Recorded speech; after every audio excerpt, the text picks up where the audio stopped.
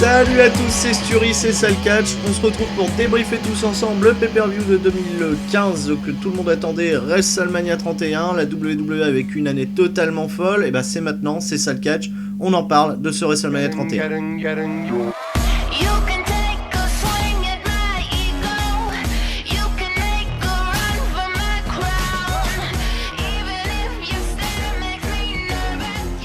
WrestleMania 31 est à Santa Clara en Californie le 29 mars 2015. Ça couronne donc une année fantastique de la WWE de 2014 à 2015, voyant ainsi Brock Lesnar agir en maître à la WWE, pulvérisant chacun de ses adversaires, faisant à chaque fois des apparitions totalement remarquées en pay-per-view. Il est le champion, il défend son titre contre probablement le challenger le plus discutable de ces dernières années, Roman Reigns, qui a totalement été décrié par le public, envoyé en l'air sur les réseaux sociaux. Malheureusement, le gamin, donc du coup, reste en main event, parce que la WWE fait ce qu'elle veut, et si elle veut que Roman Reigns soit votre star de demain, elle sera votre star de demain, vous n'avez rien à faire, c'est comme ça, c'est tant pis. La WWE vous propose donc ce WrestleMania 31, un show qui aura été marquant, un show qui aura été génial. En tout cas, clairement pour moi, le meilleur WrestleMania de ces 10 dernières années. On en parle, 77 000 personnes, record d'affluence. C'est maintenant, c'est tout de suite, et on commence par le pré-show. Le match du pré-show voit donc s'affronter un match par équipe à four-way match avec Tyson Kidd et Cesaro, les champions par équipe, contre les Usos, accompagnés de Naomi, les Matadors accompagnés donc de El Torito, et The New Day accompagnés de leur mascotte à eux, j'ai l'impression, le bon vieux, j'ai même oublié son nom tellement on s'en branle. Un match super cool, malgré donc bien sûr on s'en doutait, Jey Uso qui se voit retirer rapidement du match après une blessure, puisqu'il était déjà blessé, il traîne une blessure déjà depuis quelques temps, je vous en parlais dans le précédent podcast. Match cool, Spotfest, on pouvait pas s'attendre à mieux ou à moins bien, c'était parfait. C'était la meilleure manière de mettre les talents en avant, les choses en avant. Cesaro qui l'emporte avec un blind tag. Franchement, j'ai bien aimé, c'était cool. Ça donne tout de suite le ton, un public qui pop Cesaro, donc ça c'était plutôt chouette. J'avais déjà la notion que les Smart étaient aux premières loges pour faire donner de leur voix, ça c'est chouette, c'est WrestleMania de toute façon. Super victoire donc du coup de Cesaro et de Tyson Kidd qui remportent le combat, qui conservent ainsi leur championnat par équipe. C'était cool et ça ouvre bien la voie. La bataille royale d'André le Géant qui a été foutue dans le pré-show. Quand on voit le show derrière, on comprend un petit peu mieux pourquoi. Bataille royale avec une petite particularité, la participation donc à la dernière minute de Hideo Itami qui avait remporté donc un spot à NXT pour y participer. Ça sera toujours bien et ça fera toujours plaisir aux 10 japonais qui ont fait le déplacement pour voir ce WrestleMania. Ouais, bon bref, malgré que si tous les Smart espéraient une bonne prestation de sa part, il n'aura pas démérité même s'il se fait éliminer donc un peu rapidement donc par le Big Show, mais bon bref, c'est pas le moment encore de le mettre over, c'est toujours sympa le clin d'œil, et puis ça fera donc partager un petit peu les vidéos et les vues au Japon pour la WWE, c'est toujours bon, on agrandit le territoire. J'avais prédit, si vous vous souvenez bien, j'avais prédit une victoire de Zack Ryder tellement je m'en branlais. Au final, on se retrouve avec, petite chose qui m'a surpris, les participants du précédent combat du match par équipe qui se sont retrouvés donc du coup en plus des participants annoncés de cette bataille royale. La construction était sympa, j'ai bien aimé la mise en avant donc du coup de la feud entre Sando et The Miz, et la victoire au final du Big Show ne me dérange absolument pas, c'est un beau couronnement pour lui, ça met l'autorité en avant, ça prouve que le Big Show est vraiment le digne héritier des valeurs, de la grandeur de André le Géant, même si pour moi aujourd'hui je trouve ça un peu con que le Big Show soit dans l'ombre d'André le Géant, puisqu'il a une carrière quand même qui dure depuis 20 ans. André le Géant a été connu surtout au top dans les années 80 et vraiment le tout début des années 90, le reste on a tendance un petit peu à s'en foutre. Et au final voilà, le Big Show qui aura une carrière quand même un petit peu plus immense, qui se sera quand même beaucoup mieux baladé dans le ring sur un point de vue athlétique et agilité, vivra toujours dans l'ombre d'André le Géant, donc bon allez, ce clin d'œil est toujours cool. Et puis ça me fait plaisir que le Big Show remporte ce match qui était chouette, qui était divertissant, sans plus ni moins, une bataille royale, voilà. J'ai pas mal popé encore une fois là sur Cesaro qui a été parfaitement utilisé pour mettre en avant donc justement le fait qu'il avait remporté l'édition précédente, et j'avais prédit, de toute façon je regardais ça avec mon bon vieux Kevin Rhino, on a regardé ça ensemble et je lui disais le mec qui éliminera Cesaro remportera la bataille royale, ça n'a pas manqué et le Big Show remporte la bataille royale après avoir éliminé Cesaro et Daniel Sando dans le final, un final un peu amusant puisque Sando a essayé d'éliminer Le Big Show en utilisant le même move que Chris Benoit. Ah, j'ai dit Chris Benoit. Que Chris Benoit, donc oui, bon allez, on s'en fout. Que Chris Benoit au Royal Rumble 2004, là, le petit clin d'œil était là. Ça a été esquivé, le Big Show a quand même révisé ses gammes depuis, il va pas toujours se faire éliminer comme un con là-dessus, et puis il remporte le combat. C'était cool, c'était bien, et on passe donc du coup au vif du sujet, le véritable show WrestleMania 31, c'est parti. Après un super petit clip de présentation de ce WrestleMania qui nous rappelle que tout est connecté, que les réseaux sociaux fonctionnent à mort, etc., présenté par le bon vieux LL Cool J, Aloe Black chante America the Beautiful. C'était mieux que les précédentes éditions avec Liane Garcia et sa voix de crécelle immonde. Oui, je sais, je suis méchant, je bâche gratuitement Liane Garcia. On a le premier combat qui est donc le ladder match pour ouvrir le show. Le ladder match avec Wade Barrett qui est l'actuel champion intercontinental, Daniel Bryan, Dolph Ziggler, Stardust, Luke Harper, R-Truth et Dean Ambrose. Autant vous dire, du beau monde. Un Money in the Bank match qui a été véritablement bien accueilli des fans et bien accueilli des critiques, et pourtant s'il n'y avait pas eu ce dernier échange de coups de boule entre Dolph Ziggler et Daniel Bryan sur le sommet de l'échelle, franchement j'en aurais pas donné vraiment cher. On a eu des bons bumps, on a eu un sick bump avec le powerbomb de Dean Ambrose qui est pour moi arrivé à un mauvais moment, puisque je m'attendais vraiment à ce que Ambrose fasse vraiment partie des 3-4 derniers catcheurs qu'on aurait vu vraiment à l'action dans le ring dans ce Money in the Bank. Finalement un peu décevant pour moi, à part donc, comme je vous ai dit, ce spot de fin.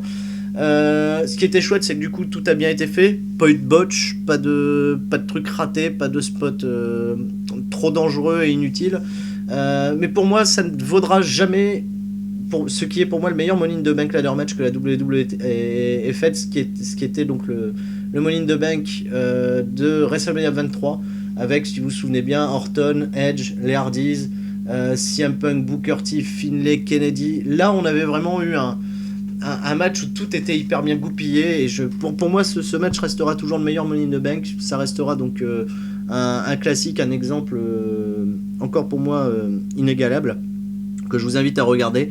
La finalité, que Bryan gagne face à Ziggler, c'est cool, ça a ouvert, pour pas vous spoiler, un super match derrière à Raw.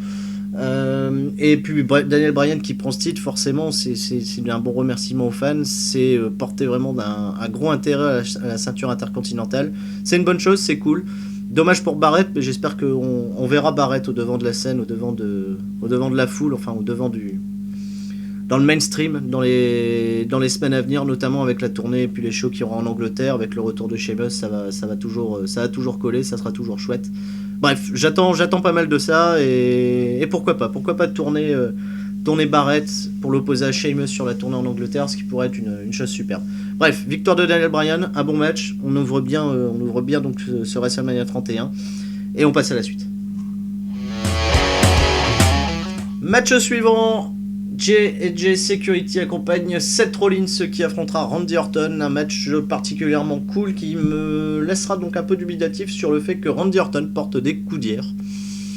Oui, je sais, il n'y a que moi pour voir ce genre de truc là, mais Randy Orton avec des coudières, ça m'inspire soit deux choses, soit il a pas assez taffé ses bras à l'entraînement à la muscu, il a pas suivi assez bien les conseils de Jean-Ange le musclé, soit il va y avoir des bumps à l'extérieur du ring. Au final, aucun bump à l'extérieur du ring, ce qui me rapproche plutôt de ma première hypothèse. Et au final, un super bon combat.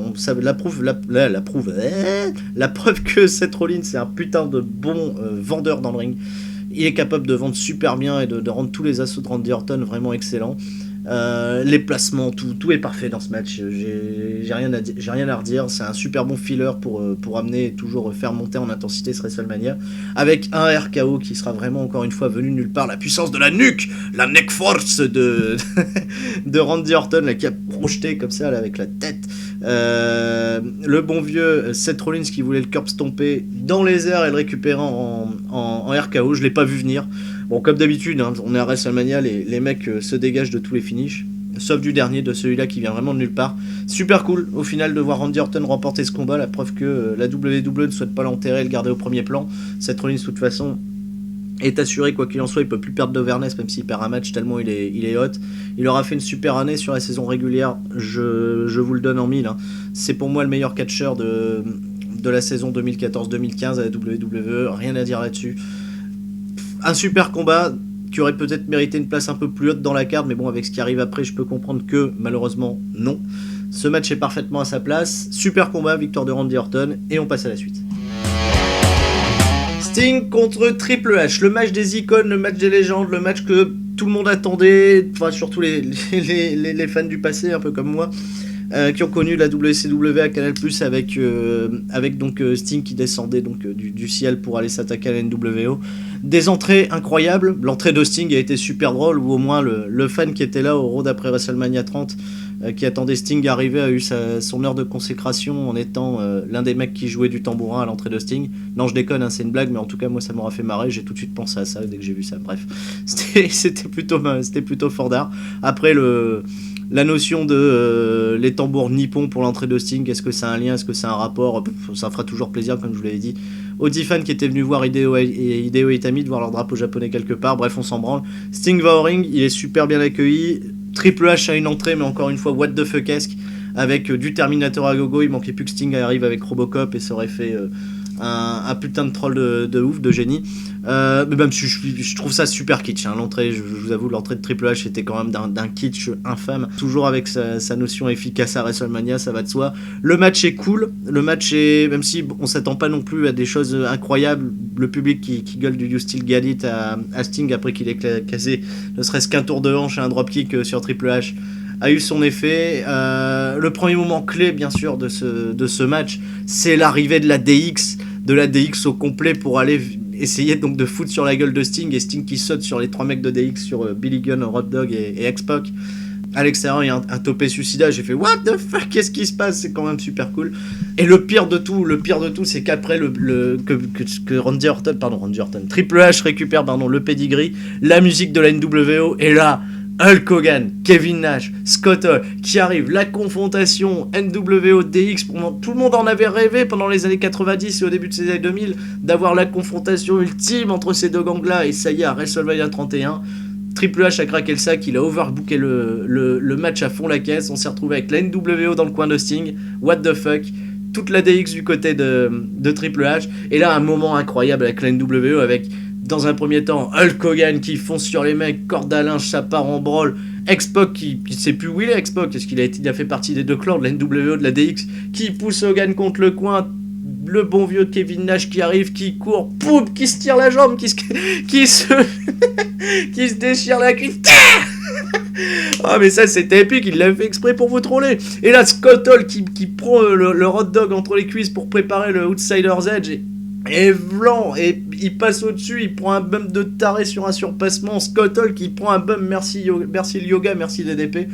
Un moment totalement épique. Finalement, Triple H est dans la prise de soumission et dans le Scorpion Deathlock de Sting. Et là, incroyable, Shawn Michaels qui arrive de nulle part, super kick dans la face de Sting. Sting qui finit donc malheureusement par perdre ce combat, pas la suite de ça. Il y a encore eu un petit échange entre les deux et un coup de sledgehammer porté par Triple H. Triple H, toujours avec le sledgehammer, qui remporte ce combat. Un handshake entre les deux à la fin, et puis les deux clans de chaque côté, d'un côté la NWO, d'un côté la DX. Le handshake pour moi était peut-être de trop, parce que bon, Sting qui serre la main de Triple H après donc avoir perdu sur un coup de sledgehammer, pour moi c'est un peu tranquille, mais bon allez, c'est pas grave, ça fera toujours du bien à l'ego de Triple H. Un match qui pour moi restera pas dans les annales sur son point de vue technique, ça c'est évident, mais sur son point de vue scénaristique, et c'est tout ce que j'attendais de ce combat. Des angles de vue incroyables, un scénario de ouf. Triple H est vraiment un dieu pour savoir raconter des histoires, et Sting du coup a pas eu l'air aussi fatigué, pourtant il a 56 ans Sting, il a pas eu l'air aussi fatigué que dans ses derniers combats, ses dernières sorties à la TNA. Franchement ça a été super bien amené, super bien utilisé. Et là aussi, c'est WrestleMania, c'est un véritable WrestleMania moment qu'on a vécu là. C'était super cool. J'ai adoré ce match, je m'emballe quand j'en parle, mais je tiens à le dire, c'est probablement le match qui pour moi a volé le show, mais surtout parce que je l'ai regardé avec les yeux d'ado quand j'ai découvert la WCW, qui avait le parallèle avec la WWF. C'était super cool.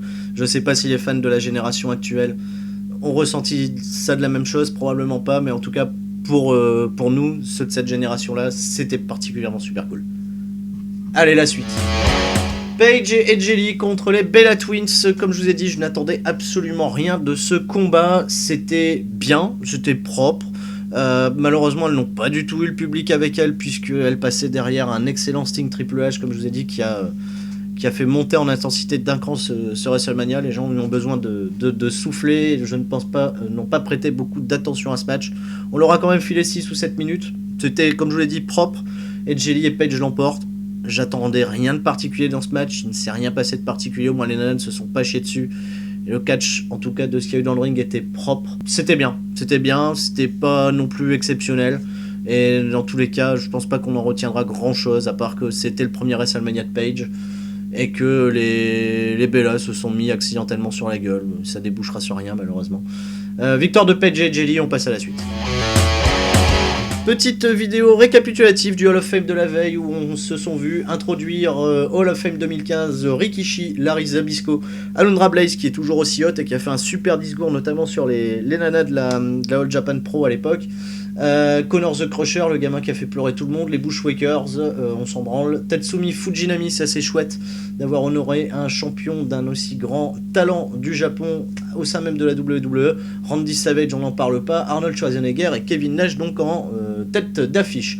Ce que je n'arrive toujours pas à comprendre vis-à-vis donc de la carrière et du prestige qu'avait apporté Randy Savage à cette classe d'intronisation. Et puis après on les voit en live, tout est bien, tout est chouette. Madusa est quand même super hot comme d'habitude. Et pour son âge, je suis sûr qu'elle pourrait encore foutre des putains de branlées aux divas actuelles. On arrive au match que beaucoup attendaient, le match entre Rusev et John Cena. Il y avait déjà des rumeurs comme quoi que Rusev allait avoir une entrée fulgurante et un stage d'entrée magnifique, une entrée fracassante à WrestleMania, et ce fut le cas. Putain de putain. L'hymne russe, les drapeaux, les armées, le tank, putain, Rusev qui arrive sur un putain de tank, à un moment totalement épique, Lana en tête de cortège, les drapeaux, les mitraillettes, enfin bref, c'était génial, c'était hyper émouvant. Il y avait vraiment une putain d'atmosphère sur cette arrivée de Rusev. Je me suis dit à tous les coups, la WWE va mettre le paquet sur lui, et ben non. Vous savez pourquoi? Parce que John Cena a gagné. Mais oui, si vous vous souvenez bien quand même, John Cena avant tout c'est Superman, c'est le mec qui bravit tout, qui remporte tout, et la finalité de toute cette histoire c'est que Cena gagne toujours à la fin. Cena est un peu comme l'avait très bien rapporté Max Landis dans son exposé sur Wrestling Isn't Wrestling, que je vous conseille de voir. Cena est fade, Cena est Superman, Cena gagne tout le temps. Et donc Cena a encore remporté ce combat, alors que la streak de Rusev a duré quasiment un an, en tout cas dans les matchs simples. Il ne s'est jamais pris de tomber, jamais rien du tout, et Cena l'a quand même remporté. Donner du prestige au titre US, très bien, mais que va-t-on faire derrière de ce bon vieux Rusev? Même si, comme je vous l'avais dit, le cœur m'appelait à prédire une victoire de Rusev, la raison m'a rappelé que Cena allait probablement remporter ce combat. Quand même un petit sentiment de déception derrière, même si Rusev n'a pas démérité, il a porté le match super bien. Cena a porté un springboard stunner venu de nulle part pour vous rappeler qu'il peut vous troller la gueule et continuer de faire ce qu'il veut parce que c'est John Cena.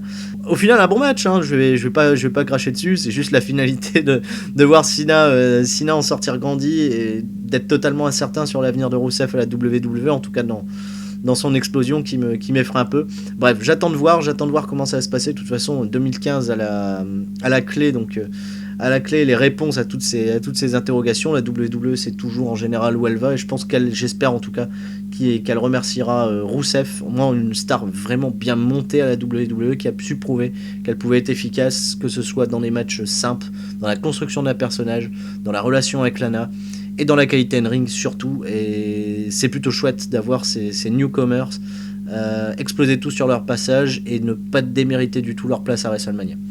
Donc là, super point pour Rusev, super entrée. En tout cas, l'entrée de Rusev aura vraiment marqué ce WrestleMania 31. On passe à la suite. Histoire de gagner un petit peu de temps et de faire tomber un peu plus l'obscurité sur le Levi's Stadium, Stephanie McMahon et Triple H donc, arrivent sur le ring. Triple H qui a remis donc son traditionnel costume de taulier. Stephanie McMahon est toujours aussi balèze au micro. Ils annoncent donc justement l'affluence record de quasiment 77 000 personnes, 76 976 pour être précis.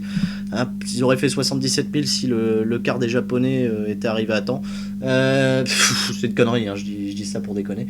Super moment où Stéphanie, comme à son habitude, arrive à toujours aussi bien attirer de la hit auprès du public en expliquant que c'est grâce à elle et uniquement à elle et au McMahon que 77 000 personnes se retrouvent aujourd'hui dans un stadium. Et là, super, la musique de The Rock, le sauveur absolu est arrivé, The Rock, qui aura su trouver au moins un slim à sa taille, qui prend un putain de coup de vieux, The Rock, c'est quand même hallucinant le coup de vieux que The Rock prend.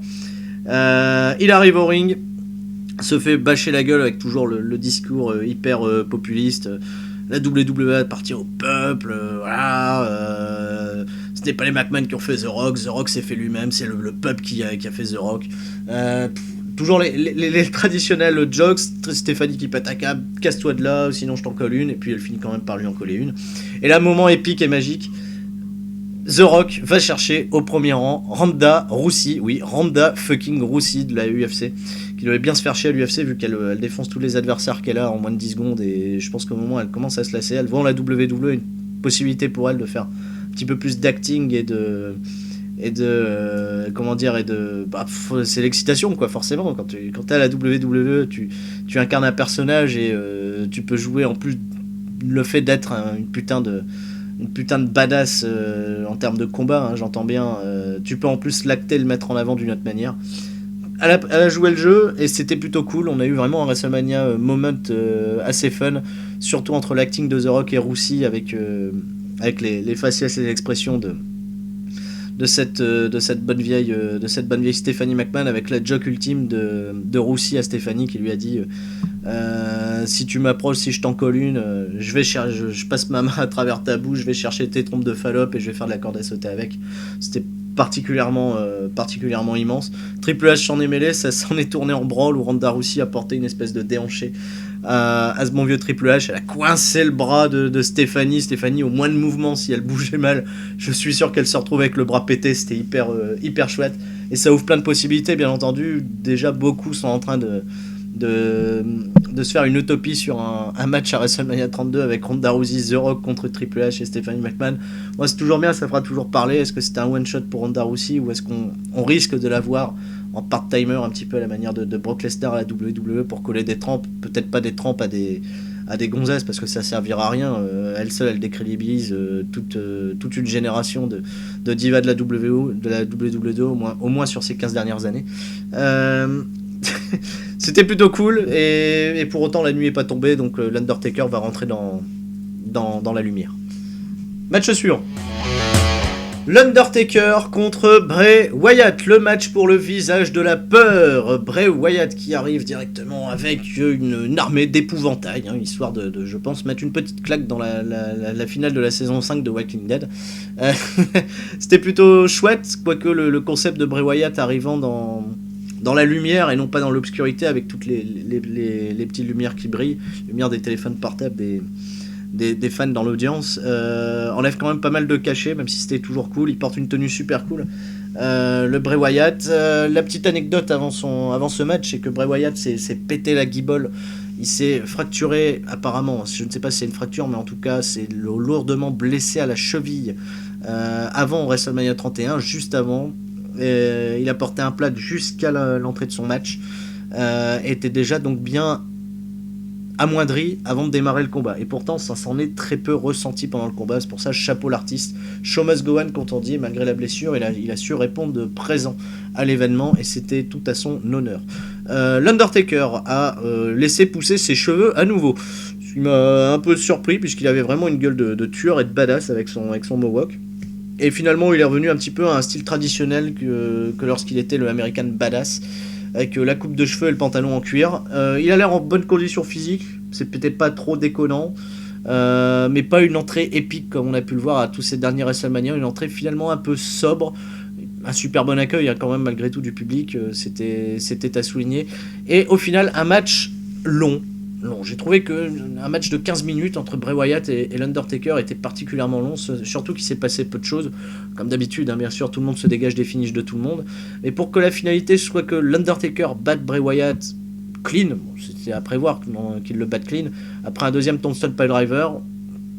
Je me suis dit, bon, ok, est-ce que ça va faire passer Bray Wyatt pour un con au final, ou est-ce que c'est donner du crédit à un Undertaker qui reviendra probablement pas avant le prochain WrestleMania, pour probablement, comme je l'ai dit, prendre sa retraite? Est-ce qu'il y a une véritable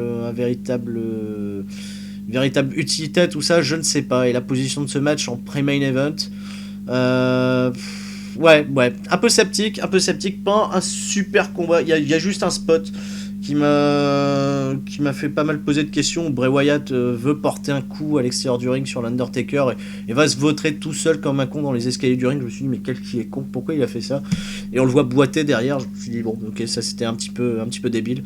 Comme prévu et comme on pouvait le supposer, il y a eu le fameux spot où Bray Wyatt marchait en faisant l'araignée en ponté là comme ça, et l'Undertaker qui se relève pour faire les photos et le WrestleMania moment.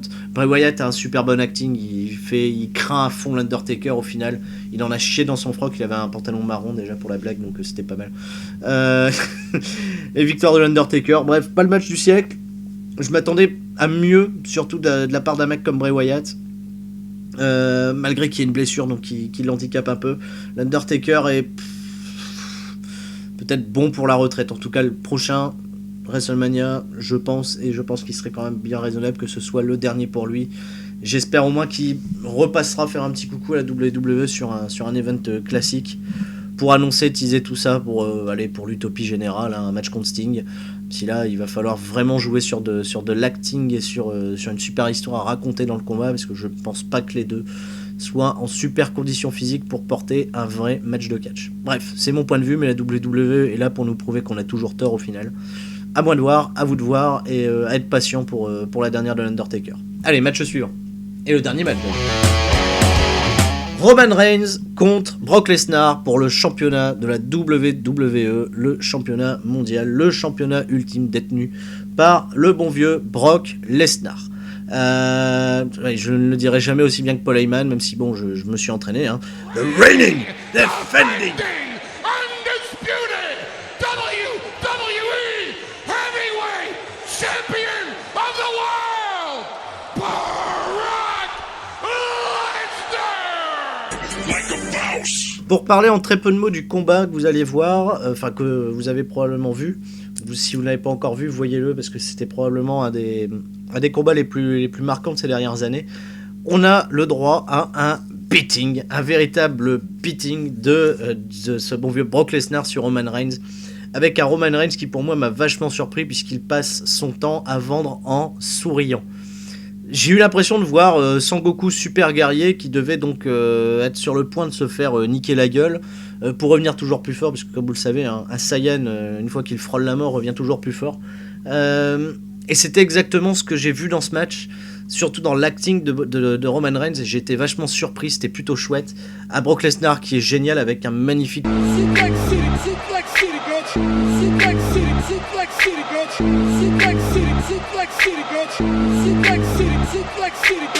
qui rappelle sans aucun doute que Brock Lesnar est probablement le catcheur le plus divertissement à l'heure actuelle mondial, j'ai envie de dire, et je suis particulièrement heureux qu'il ait encore signé à la WWE, parce que ça risque de réserver des choses magnifiques pour les années à venir.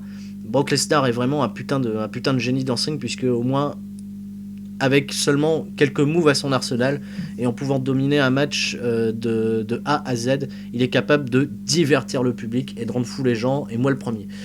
Mais le point du match n'est pas fondamentalement là. Le point du match est sur la raison principale de ce combat et la finalité de tout, à la question de l'univers, c'est que Seth Rollins nous a baisé la gueule. Pour tous ceux qui se sont posé la question sur les réseaux sociaux, à savoir si Roman Reigns était un challenger crédible pour aller affronter Brock Lesnar à WrestleMania 31 pour couronner un épique règne de maître de Brock Lesnar, la réponse est simple, c'est que Seth Rollins nous a baisé la gueule. Pour tous ceux qui se sont demandé si Brock Lesnar était un champion crédible à la WWE, lui qui avait un contrat de part-timer, qui défendait très peu son titre et qui allait probablement rejoindre dans les semaines à venir l'UFC, la réponse est simple, c'est que Seth Rollins nous a baisé la gueule. Et pour tous ceux qui se sont dit, oui, Seth Rollins va probablement cacher son Money in the Bank à WrestleMania, et on leur a probablement répondu, mais non, enfin, il va pas cacher son Money in the Bank à WrestleMania, c'est WrestleMania, faut pas non plus que ça se termine comme ça. Et bah si, Seth Rollins nous a baisé la gueule. Et pour les plus tordus comme moi qui se sont demandé si le détenteur de la mallette cachait son match dans un combat qui n'était pas encore terminé, est-ce qu'il devait piner uniquement le champion ou l'un des participants au combat pour en faire un triple threat, la réponse est simple et Seth Rollins nous l'a donnée, c'est que Seth Rollins nous a baisé la gueule. Mais oui, puisque forcément, si aucun avant lui ne l'avait fait, forcément, Seth Rollins nous baise la gueule encore plus. En arrivant dans ce match où personne donc forcément ne l'attendait, en tout cas personne ne l'attendait pendant le match. Si certains l'attendaient, ils l'attendaient probablement à la fin du combat, lorsque les deux catcheurs seraient vidés. Non, Seth Rollins a été encore plus intelligent, puisque en remportant la mallette, il intervient dans le match, il profite que les deux catcheurs sont down, peut faire le tomber sur Roman Reigns, garde Brock Lesnar hyper over, puisque lui n'aura pas perdu, ça aura donné une suite à Raw qui est fantastique, un combat à WrestleMania qui restera d'anthologie, une construction d'un personnage totalement magnifique. Seth Rollins c'est le putain de futur de la WWE, et aujourd'hui, on peut le dire encore une fois, et désolé si j'en ai choqué certains, Seth Rollins nous a tous baisé la gueule. Pour conclure enfin, je dirais que ce WrestleMania 31 était probablement l'un des meilleurs shows de ces 10 dernières années de la WWE. Incontestablement, c'était probablement une chose magnifique que vous avez tous adoré sur les réseaux sociaux. Et c'était tellement bon de voir la WWE faire un pied de nez au catch. Et je reciterai donc du coup Max Landis qui dans sa vidéo Wrestling Isn't Wrestling, que je vous conseille à nouveau, de terminer sur cette phrase. La WWE, ce n'est pas à proprement parler uniquement que du catch, c'est un divertissement sur le catch. Et c'est avec cet overbooking qui au final est du booking que la WWE a su prouver encore une fois qu'elle pouvait nous en foutre plein la gueule, au moins aussi bien que Seth Rollins nous l'a baisé, ça c'est évident. Et à baiser et à fermer la gueule aussi de tous les smarts. Et j'ai pas vu du coup un seul de mes smarts, pourtant j'en ai beaucoup dans mes contacts sur les réseaux sociaux qui ont décrié ce pay-per-view, tout le monde l'a trouvé super cool. Et pour autant ça sera pas pour moi, c'est mon point de vue personnel, le meilleur WrestleMania auquel j'ai assisté. Je garde un côté très nostalgique et un très bon ressenti des WrestleMania 17 et 20 qui pour moi n'ont pas encore été égalés à la WWE. J'ai également une grosse part de nostalgie quand je repense à la WrestleMania 10, même si sur un point de vue catch, sur un point de vue scénaristique, c'est un pay-per-view qui est totalement inégal, mais sur une conclusion et deux matchs qui auront en tout cas, surtout sur ce WrestleMania 10, marqué les esprits. J'ai pas besoin de vous donner lesquels, hein, vous le savez aussi bien que moi. La WWE nous a montré que cette année 2014-2015, où elle a été en pleine transition, a su créer des stars comme Rollins, comme Reigns, comme Ambrose, comme Wyatt, comme Rusev, a su parfaitement maintenir au top les stars actuelles, des gars comme Ziggler, des gars comme Bryan, qui ont brillé, ça c'est évident, a su ressortir les stars du passé. Orton est toujours au top, Cena est au top, Sting, Triple H, l'Undertaker, c'était chouette. La finalité, c'est que la WWE est pour moi clairement numéro 1 aujourd'hui et a su briller dans une période peut-être un peu noire du catch avec le décès tragique de Pero Aguayo Jr. a fait une putain de super but pour le catch. Et ça c'est bon, j'ai envie de dire, si vous avez pu vivre comme je l'ai vécu ce show de catch en live sans être spoilé forcément, vous avez dû bondir de votre chaise à des nombreux moments. Et c'est ça que j'aime, c'est ça le catch, c'est ça qui rend ce divertissement si particulier, si magique, si réel et si émotionnellement fort.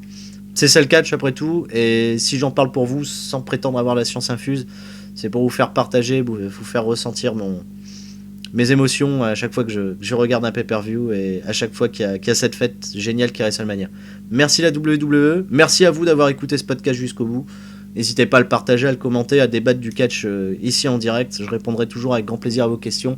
Et un grand merci aussi, je tenais à nous le préciser, pour les 1000 abonnés. Le seuil a été passé, l'Epic WrestleMania des internets par contre est arrivé un petit peu en retard, mais bon ça c'est pas grave. J'espère que vous l'apprécierez tout autant et que vous le partagerez également. Un grand merci à tous, c'était Stury. On se retrouve j'espère prochainement pour un nouveau débrief de pay-per-view si vous le voulez. D'autres le font aussi, donc j'aimerais pas non plus leur piquer leur boulot. C'est pour moi juste l'occasion du coup de garder le contact avec vous, de vous parler de catch d'une manière un petit peu plus claire pour moi que de vous jouer à des jeux vidéo. Allez, salut à tous, c'était Stury, à la prochaine, ciao ciao.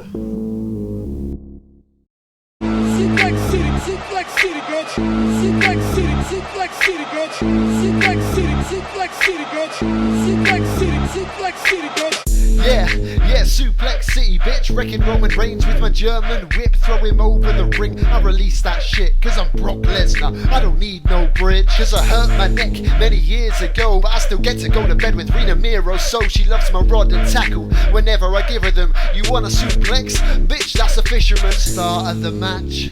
F5, try to come back. F5, think he's on the attack. F5, money in the bank, nah. F5. Avec Wade Barrett, qui est l'actuel champion intercontinental, Daniel Bryan, Dolph Ziggler, Stardust, Luke Harper, R-Truth et Dean Ambrose. Autant vous dire, du beau monde.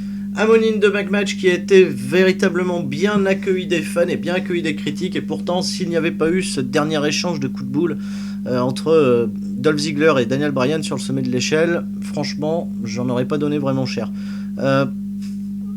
On a eu des bons bumps, on a eu un sick bump avec le powerbomb de Dean Ambrose qui est pour moi arrivé à un mauvais moment, puisque je m'attendais vraiment à ce que Ambrose fasse vraiment partie des 3-4 derniers catcheurs qu'on aurait vu vraiment à l'action dans le ring dans ce Money in the Bank. Finalement, un peu décevant pour moi, à part, comme je vous ai dit, ce spot de fin. Ce qui était chouette, c'est que du coup tout a bien été fait, pas eu de botch, pas de trucs ratés, pas de spot trop dangereux et inutile.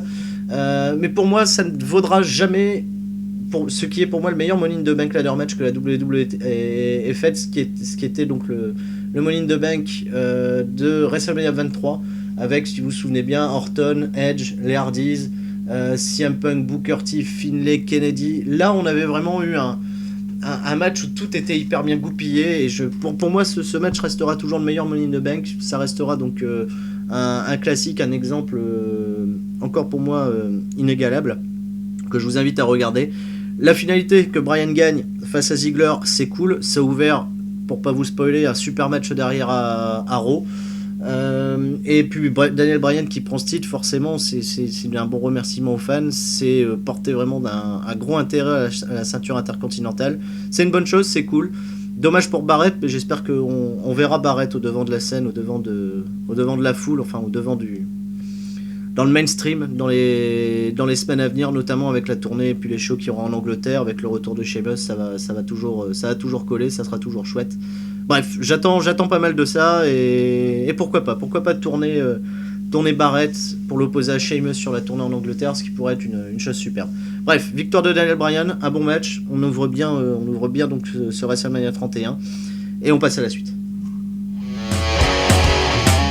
Match suivant, J&J Security accompagne Seth Rollins qui affrontera Randy Orton, un match particulièrement cool qui me laissera donc un peu dubitatif sur le fait que Randy Orton porte des coudières. Oui, je sais, il n'y a que moi pour voir ce genre de truc là, mais Randy Orton avec des coudières, ça m'inspire soit deux choses: soit il a pas assez taffé ses bras à l'entraînement à la muscu, il a pas suivi assez bien les conseils de Jean-Ange le musclé, soit il va y avoir des bumps à l'extérieur du ring. Au final, aucun bump à l'extérieur du ring, ce qui me rapproche plutôt de ma première hypothèse. Et au final, un super bon combat. La preuve que Seth Rollins c'est un putain de bon vendeur dans le ring. Il est capable de vendre super bien et de rendre tous les assauts de Randy Orton vraiment excellents. Les placements, tout est parfait dans ce match. J'ai rien à redire. C'est un super bon filler pour amener et toujours faire monter en intensité ce WrestleMania, avec un RKO qui sera vraiment encore une fois venu de nulle part. La puissance de la nuque, la neck force de Randy Orton là, qui a projeté comme ça là, avec la tête. Le bon vieux Seth Rollins qui voulait le curb stomper dans les airs et le récupérer en RKO. Je l'ai pas vu venir. Bon, comme d'habitude, hein, on est à WrestleMania, les mecs se dégagent de tous les finishes, sauf du dernier, de celui-là qui vient vraiment de nulle part. Super cool, au final, de voir Randy Orton remporter ce combat, la preuve que la WWE ne souhaite pas l'enterrer et le garder au premier plan. Seth Rollins, de toute façon, est assuré, quoi qu'il en soit, il peut plus perdre d'overness, même s'il perd un match tellement il est hot. Il aura fait une super année sur la saison régulière, je vous le donne en mille. Hein.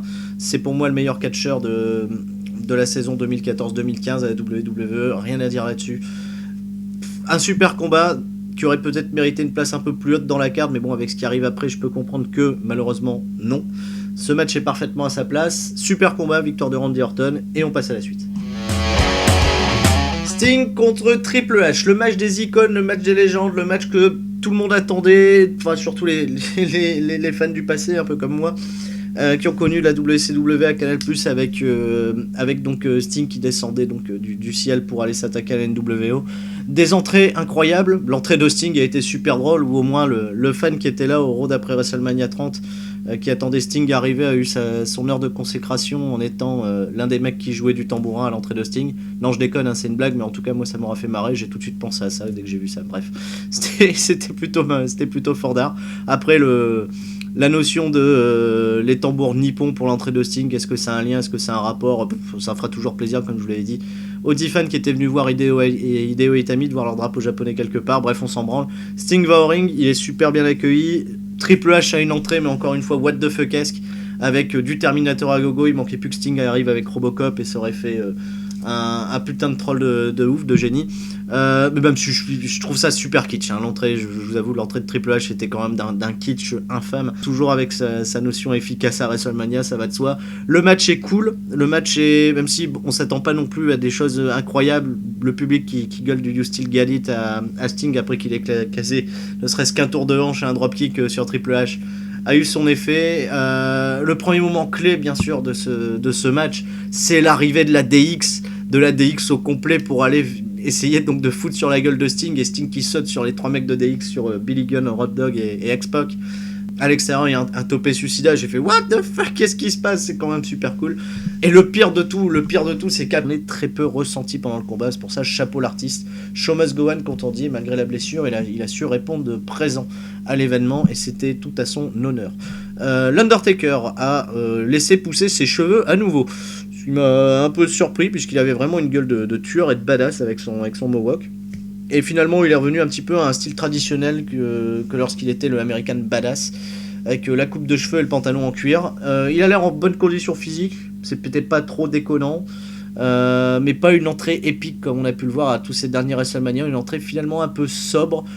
Un super bon accueil, hein, quand même, malgré tout, du public, c'était à souligner. Et au final, un match long. J'ai trouvé qu'un match de 15 minutes entre Bray Wyatt et l'Undertaker était particulièrement long, surtout qu'il s'est passé peu de choses. Comme d'habitude, hein, bien sûr, tout le monde se dégage des finishes de tout le monde. Mais pour que la finalité soit que l'Undertaker batte Bray Wyatt clean, c'était à prévoir qu'il le batte clean, après un deuxième Tombstone Piledriver, je me suis dit, bon, ok, est-ce que ça va faire passer Bray Wyatt pour un con au final, ou est-ce que c'est donner du crédit à un Undertaker qui reviendra probablement pas avant le prochain WrestleMania, pour probablement, comme je l'ai dit, prendre sa retraite? Est-ce qu'il y a une véritable utilité à tout ça? Je ne sais pas. Et la position de ce match en pré-main event,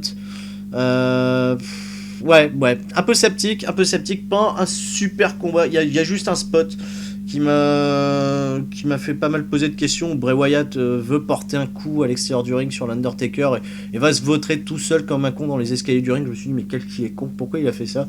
Et on le voit boiter derrière. Je me suis dit, bon, ok, ça c'était un petit peu débile.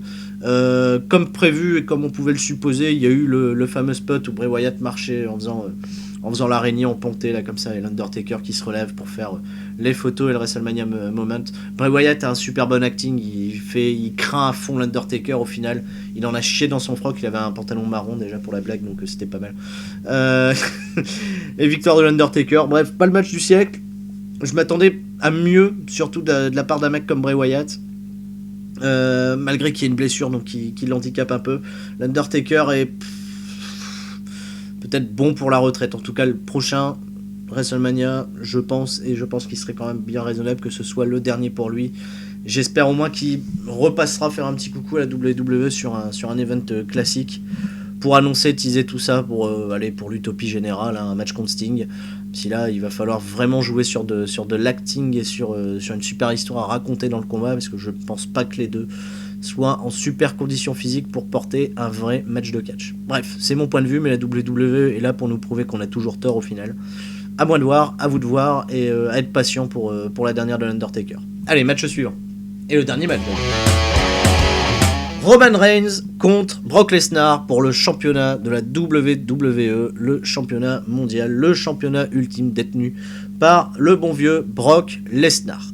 Je ne le dirai jamais aussi bien que Paul Heyman, même si bon, je me suis entraîné. Hein. The reigning, defending, undisputed WWE heavyweight champion of the world, Brock Lesnar. Pour parler en très peu de mots du combat que vous allez voir, enfin que vous avez probablement vu, si vous ne l'avez pas encore vu, voyez-le parce que c'était probablement un des combats les plus marquants de ces dernières années. On a le droit à un beating, un véritable beating de ce bon vieux Brock Lesnar sur Roman Reigns, avec un Roman Reigns qui pour moi m'a vachement surpris puisqu'il passe son temps à vendre en souriant. J'ai eu l'impression de voir Sangoku super guerrier qui devait donc être sur le point de se faire niquer la gueule pour revenir toujours plus fort, parce que comme vous le savez, un Saiyan, une fois qu'il frôle la mort, revient toujours plus fort. Et c'était exactement ce que j'ai vu dans ce match, surtout dans l'acting de Roman Reigns, et j'ai été vachement surpris, c'était plutôt chouette. À Brock Lesnar qui est génial avec un magnifique...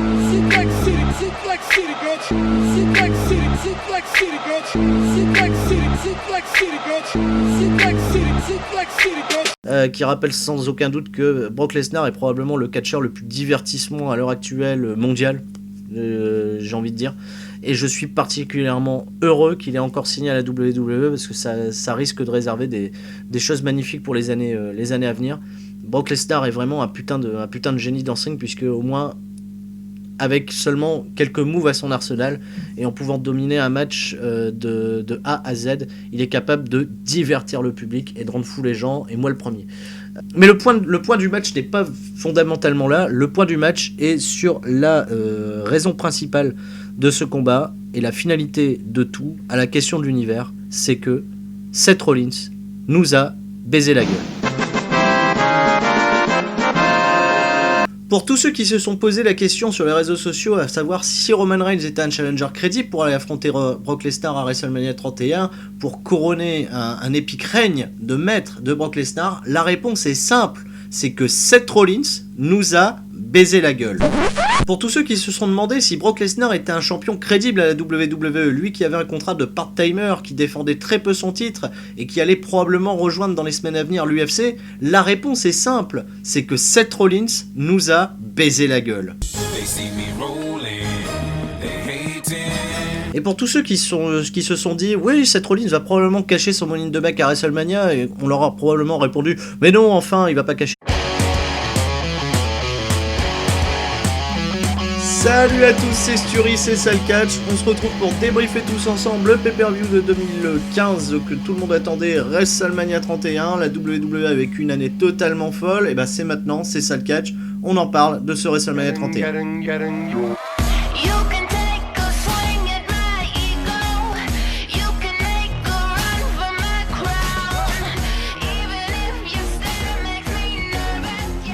WrestleMania 31 est à Santa Clara en Californie le 29 mars 2015. Ça couronne donc une année fantastique de la WWE de 2014 et 2015, voyant ainsi Brock Lesnar agir en maître à la WWE, pulvérisant chacun de ses adversaires, faisant à chaque fois des apparitions totalement remarquées en pay-per-view.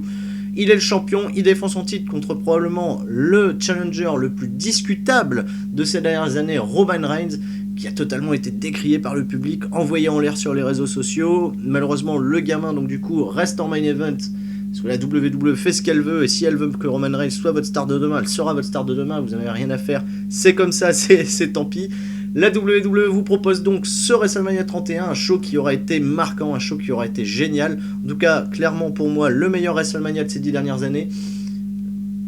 On en parle, 77 000 personnes, record d'affluence. C'est maintenant, c'est tout de suite, et on commence par le pré-show. Le match du pré-show voit donc s'affronter un match par équipe à four-way match avec Tyson Kidd et Cesaro, les champions par équipe, contre les Usos, accompagnés de Naomi, les Matadors accompagnés donc de El Torito, et The New Day accompagnés de leur mascotte à eux, j'ai l'impression, le bon vieux, j'ai même oublié son nom tellement on s'en branle. Un match super cool, malgré donc bien sûr on s'en doutait, Jey Uso qui se voit retirer rapidement du match après une blessure, puisqu'il était déjà blessé, il traînait une blessure déjà depuis quelques temps, je vous en parlais dans le précédent podcast. Match cool, Spotfest, on pouvait pas s'attendre à mieux ou à moins bien, c'était parfait. C'était la meilleure manière de mettre les talents en avant, les choses en avant. Cesaro qui l'emporte avec un blind tag. Franchement, j'ai bien aimé, c'était cool. Ça donne tout de suite le ton, un public qui pop Cesaro, donc ça c'était plutôt chouette. J'avais déjà la notion que les Smart étaient aux premières loges pour faire donner de leur voix, ça c'est chouette. C'est WrestleMania de toute façon. Super victoire donc du coup de Cesaro et de Tyson Kidd qui remportent le combat, qui conservent ainsi leur championnat par équipe. C'était cool et ça ouvre bien la voie. La bataille royale d'André le Géant qui a été foutue dans le pré-show.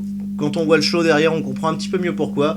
Bataille royale avec une petite particularité, la participation donc à la dernière minute de Hideo Itami qui avait remporté donc un spot à NXT pour y participer. Ça sera toujours bien et ça fera toujours plaisir aux 10 japonais qui ont fait le déplacement pour voir ce WrestleMania. Ouais, bon bref, malgré que si tous les Smart espéraient une bonne prestation de sa part, il n'aura pas démérité même s'il se fait éliminer donc un peu rapidement donc par le Big Show, mais bon bref, c'est pas le moment encore de le mettre over. C'est toujours sympa le clin d'œil et puis ça fera donc partager un petit peu les vidéos et les vues au Japon pour la WWE. C'est toujours bon, on a grandi le territoire. J'avais prédit, si vous vous souvenez bien, j'avais prédit une victoire de Zack Ryder tellement je m'en branlais. Au final, on se retrouve avec, petite chose qui m'a surpris, les participants du précédent combat du match par équipe qui se sont retrouvés donc du coup en plus des participants annoncés de cette bataille royale.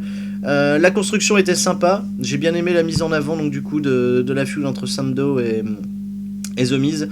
Et la victoire au final du Big Show ne me dérange absolument pas, c'est un beau couronnement pour lui. Ça met l'autorité en avant, ça prouve que le Big Show est vraiment le digne héritier des valeurs, de la grandeur de André le Géant, même si pour moi aujourd'hui je trouve ça un peu con que le Big Show soit dans l'ombre d'André le Géant, puisqu'il a une carrière quand même qui dure depuis 20 ans.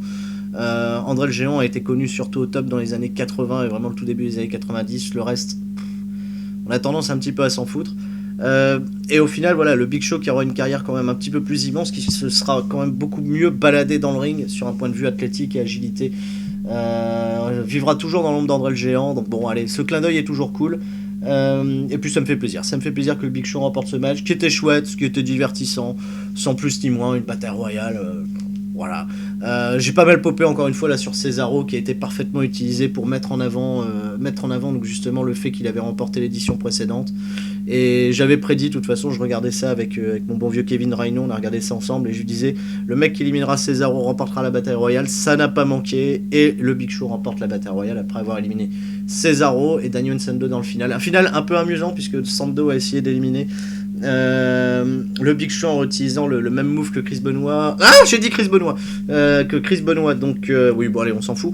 Que Chris Benoit au Royal Rumble 2004, là, le petit clin d'œil était là. Ça a été esquivé. Le Big Show a quand même révisé ses gammes depuis. Il va pas toujours se faire éliminer comme un con là-dessus. Et puis il remporte le combat. C'était cool, c'était bien. Et on passe donc du coup au vif du sujet. Le véritable show WrestleMania 31. C'est parti. Après un super petit clip de présentation de ce WrestleMania qui nous rappelle que tout est connecté, que les réseaux sociaux fonctionnent à mort, etc., présenté par le bon vieux LL Cool J, Aloe Black chante America the Beautiful. C'était mieux que les précédentes éditions avec Liane Garcia et sa voix de Cressel immonde. Oui, je sais, je suis méchant, je bâche gratuitement Liane Garcia. On a le premier combat qui est donc le ladder match pour ouvrir le show. Le ladder match après que Randy Orton, Triple H récupère le pedigree, la musique de la NWO et là Hulk Hogan, Kevin Nash, Scott Hall qui arrive, la confrontation NWO DX. Tout le monde en avait rêvé pendant les années 90 et au début de ces années 2000 d'avoir la confrontation ultime entre ces deux gangs là, et ça y est, à WrestleMania 31 Triple H a craqué le sac, il a overbooké le match à fond la caisse. On s'est retrouvé avec la NWO dans le coin de Sting, what the fuck, toute la DX du côté de Triple H, et là un moment incroyable avec la NWO avec, dans un premier temps, Hulk Hogan qui fonce sur les mecs, corde à linge, ça part en brawl, X-Pac qui sait plus où il est, X-Pac, est-ce qu'il a fait partie des deux clans de la NWO, de la DX, qui pousse Hogan contre le coin, le bon vieux Kevin Nash qui arrive, qui court, poum, qui se tire la jambe, qui se déchire la cuisse. Ah mais ça c'était épique, il l'a fait exprès pour vous troller. Et là Scott Hall qui prend le hot dog entre les cuisses pour préparer le Outsider's Edge et blanc, et il passe au-dessus, il prend un bump de taré sur un surpassement. Scott Hall qui prend un bump, merci le yoga, merci DDP. Un moment totalement épique. Finalement Triple H est dans la prise de soumission et dans le Scorpion Deathlock de Sting, et là incroyable, Shawn Michaels qui arrive de nulle part, super kick dans la face de Sting. Sting qui finit donc malheureusement par perdre ce combat, pas la suite de ça, il y a encore eu un petit échange entre les deux, et un coup de sledgehammer porté par Triple H. Triple H, toujours avec le sledgehammer, qui remporte ce combat. Un handshake entre les deux à la fin, et puis les deux clans de chaque côté, d'un côté la NWO, d'un côté la DX. Le handshake pour moi était peut-être de trop, parce que bon, Sting qui serre la main de Triple H après donc avoir perdu sur un coup de sledgehammer, pour moi c'est un peu tranquille, mais bon allez, c'est pas grave, ça fera toujours du bien à l'ego de Triple H. Un match qui pour moi restera pas dans les annales sur son point de vue technique, ça c'est évident, mais sur son point de vue scénaristique, et c'est tout ce que j'attendais de ce combat. Des angles de vue incroyables, un scénario de ouf. Triple H est vraiment un dieu pour savoir raconter des histoires, et Sting du coup a pas eu l'air aussi fatigué, pourtant il a 56 ans Sting, il a pas eu l'air aussi fatigué que dans ses derniers combats, ses dernières sorties à la TNA. Franchement ça a été super bien amené, super bien utilisé, et là aussi c'est WrestleMania, c'est un véritable WrestleMania moment qu'on a vécu là, c'était super cool. J'ai adoré ce match, je m'emballe quand j'en parle, mais je tiens à le dire, c'est probablement le match qui pour moi a volé le show, mais surtout parce que je l'ai regardé avec les yeux d'ado quand j'ai découvert la WCW, qui avait le parallèle avec la WWF. C'était super cool. Je sais pas si les fans de la génération actuelle ont ressenti ça de la même chose, probablement pas, mais en tout cas pour nous, ceux de cette génération-là, c'était particulièrement super cool. Allez, la suite. Paige et Edge Lee contre les Bella Twins. Comme je vous ai dit, je n'attendais absolument rien de ce combat. C'était bien, c'était propre. Malheureusement, elles n'ont pas du tout eu le public avec elles, puisqu'elles passaient derrière un excellent Sting Triple H, comme je vous ai dit, qui a fait monter en intensité d'un cran ce WrestleMania. Les gens ont besoin de souffler. Je ne pense pas, n'ont pas prêté beaucoup d'attention à ce match. On leur a quand même filé 6 ou 7 minutes. C'était, comme je vous l'ai dit, propre. Edge Lee et Paige l'emportent. J'attendais rien de particulier dans ce match, il ne s'est rien passé de particulier, au moins les nanas ne se sont pas chiés dessus. Et le catch, en tout cas de ce qu'il y a eu dans le ring, était propre. C'était bien, c'était pas non plus exceptionnel. Et dans tous les cas, je pense pas qu'on en retiendra grand chose, à part que c'était le premier WrestleMania de Paige, et que les Bellas se sont mis accidentellement sur la gueule. Ça débouchera sur rien malheureusement. Victoire de Paige et Jelly, on passe à la suite. Petite vidéo récapitulative du Hall of Fame de la veille, où on se sont vus introduire Hall of Fame 2015 Rikishi, Larry Zbyszko, Alundra Blaze qui est toujours aussi hot et qui a fait un super discours notamment sur les nanas de la All Japan Pro à l'époque. Connor the Crusher, le gamin qui a fait pleurer tout le monde, les Bushwhackers, on s'en branle. Tatsumi Fujinami, c'est assez chouette d'avoir honoré un champion d'un aussi grand talent du Japon au sein même de la WWE. Randy Savage, on n'en parle pas. Arnold Schwarzenegger et Kevin Nash donc en tête d'affiche. Ce que je n'arrive toujours pas à comprendre vis-à-vis donc de la carrière et du prestige qu'avait apporté Randy Savage à cette classe d'intronisation. Et puis après on les voit en live, tout est bien, tout est chouette. Madusa est quand même super hot comme d'habitude. Et pour son âge, je suis sûr qu'elle pourrait encore foutre des putains de branlées aux divas actuelles. On arrive au match que beaucoup attendaient, le match entre Rusev et John Cena. Il y avait déjà des rumeurs comme quoi que Rusev allait avoir une entrée fulgurante et un stage d'entrée magnifique, une entrée fracassante à WrestleMania, et ce fut le cas. Putain. L'hymne russe, les drapeaux, les armées, le tank, putain, Rusev qui arrive sur un putain de tank, un moment totalement épique, Lana en tête de cortège, les drapeaux, les mitraillettes, enfin bref, c'était génial, c'était hyper émouvant. Il y avait vraiment une putain d'atmosphère sur cette arrivée de Rusev. Je me suis dit à tous les coups la WWE va mettre le paquet sur lui, et ben non. Vous savez pourquoi? Parce que John Cena a gagné. Mais oui, si vous vous souvenez bien quand même, John Cena avant tout c'est Superman, c'est le mec qui bravit tout, qui remporte tout, et la finalité de toute cette histoire c'est que Cena gagne toujours à la fin. Cena est un peu comme l'avait très bien rapporté Max Landis dans son exposé sur Wrestling Isn't Wrestling, que je vous conseille de voir. Cena est fade, Cena est Superman, Cena gagne tout le temps. Et donc Cena a encore remporté ce combat, alors que la streak de Rusev a duré quasiment un an, en tout cas dans les matchs simples. Il ne s'est jamais pris de tomber, jamais rien du tout, et Cena l'a quand même remporté. Donner du prestige au titre US, très bien, mais que va-t-on faire derrière de ce bon vieux Rusev? Même si, comme je vous l'avais dit, le cœur m'appelait à prédire une victoire de Rusev, la raison m'a rappelé que Cena allait probablement remporter ce combat. quand même un petit sentiment de déception derrière, même si Rousseff a pas démérité, il a porté le match super bien. Cena a porté un springboard stunner venu de nulle part pour vous rappeler qu'il peut vous troller la gueule et continuer de faire ce qu'il veut parce que c'est John Cena.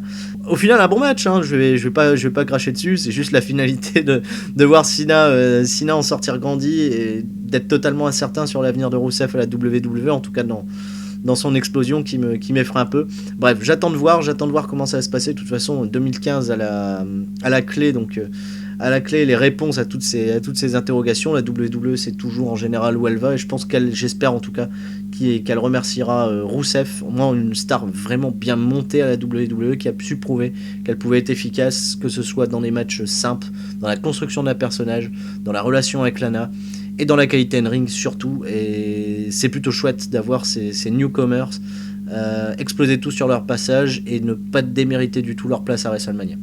Donc là, super point pour Rousseff, super entrée. En tout cas, l'entrée de Rousseff aura vraiment marqué ce WrestleMania 31. On passe à la suite. Histoire de gagner un petit peu de temps et de faire tomber un peu plus l'obscurité sur le Levi's Stadium, Stephanie McMahon et Triple H donc, arrivent sur le ring. Triple H qui a remis donc son traditionnel costume de taulier. Stephanie McMahon est toujours aussi balèze au micro. Ils annoncent donc justement l'affluence record de quasiment 77 000 personnes, 76 976 pour être précis. Hein, ils auraient fait 77 000 si le quart des Japonais était arrivé à temps. C'est une connerie, hein, je dis ça pour déconner. Super moment où Stephanie, comme à son habitude, arrive à toujours aussi bien attirer de la hit auprès du public en expliquant que c'est grâce à elle et uniquement à elle et au McMahon que 77 000 personnes se retrouvent aujourd'hui dans un stadium. Et là, super, la musique de The Rock, le sauveur absolu est arrivé, The Rock, qui aura su trouver au moins un slim à sa taille, qui prend un putain de coup de vieux, The Rock, c'est quand même hallucinant le coup de vieux que The Rock prend. Il arrive au ring, se fait bâcher la gueule avec toujours le discours hyper populiste.